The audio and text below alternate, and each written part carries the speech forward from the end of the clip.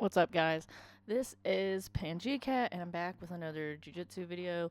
This is going to be like a commentary and maybe like some breakdown of a role that I had last week with one of my training partners, Nate. So I'm a 3-stripe purple belt, and he's a 2-stripe brown belt. So I really don't know how long he's been training, but I've been training about 5-ish years. So um, let's get into it. So first of all, anytime I roll with Nate, it goes decent for me for about a minute, and then it goes downhill really, really quick. So we'll see what happens today. So I'm messing with the head. He gets this like 2-on-1 grip on me. He's super strong. I step in. I'm going for a side smash here. I play a lot of pressure passing. He's already starting to defend my side smash by opening up his top leg, and he's got a frame against my chest as well, which is making it difficult to kind of side switch my hips and go towards his back like I originally wanted. So here I'm trying to pivot towards a leg drag, but he gets his top leg as like a knee shield, so I wasn't able to get it across my hip. I was trying to push his shin back towards his butt so I could hip switch and go back to a side smash, but he's framing. I'm also hand fighting as well. I eventually come up off my knee.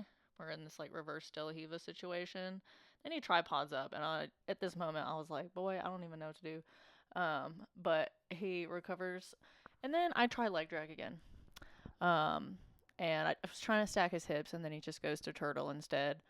And at this point, I knew that we were going to stand up. And y'all, my stand up game is probably the weakest link in my jiu-jitsu. So I knew that I knew in my mind what I wanted to do, but I ended up just like following him with this,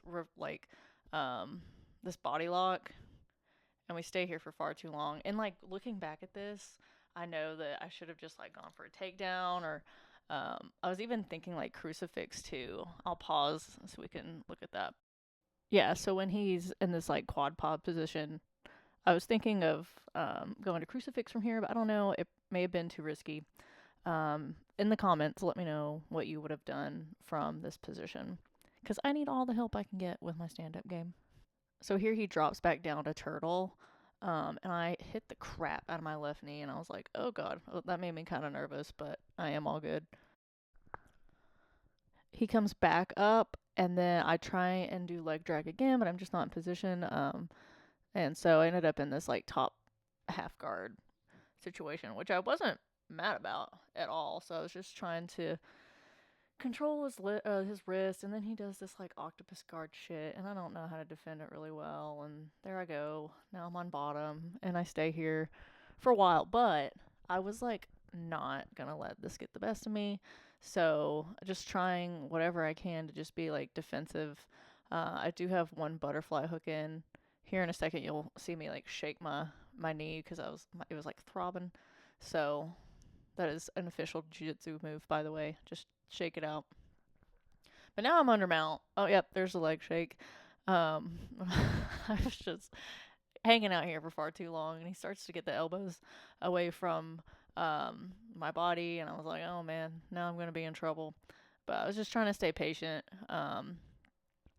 One thing I didn't mention at the beginning of this video is this is at the 6 a.m. class, which I do frequent about once a week if I can. I usually train at night, but I love training with different people, so it's always good to get different body types and stuff like that in your training.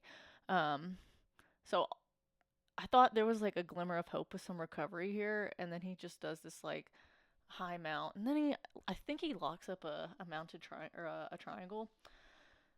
So that sucked, and I'm just eating it, just eating the cross face, trying to like swing my legs up too, maybe trying to like hook them around um underneath his arms or something like that.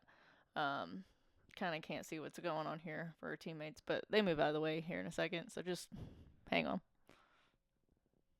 Okay, we're back. I'm still in a predicament here. Then he starts isolating my arm. I knew he was trying to go for an armbar here, so I was just like waiting for the right moment. I think I like sit up or something. I can't exactly remember. Just trying to do any sort of defense. But um, the one thing about Nate is he's like very methodical and very technical. So I was anticipating that. I do every time when I roll with him. So Just trying any little like pieces of movement that I can to like get myself free. Trying to play around with the legs. Oh, and yep, I come up to my knees. And then at this point, I was like, all right, guys, I'm out. He throws up a triangle, and bada bing, bada boom, baby. I'm out. I'm out of my predicament. Well, I was for a moment, and now I'm in a leg lock. And I think the round ends here in a second, but we also start to like fall off the mat. And at this point, I knew if we had kept going, then he would have gotten that because it was getting tight. I was trying to free my knee line and do all the things that I need to do, but I think he would have had it for sure. Or would he have? I don't know. I guess we'll never know because the round ended right after that. But let me know what you guys thought of this video. How do you think my technique matched up to Nate's? He's always a good training partner. So, yep, let me know what you guys think. And thanks for watching.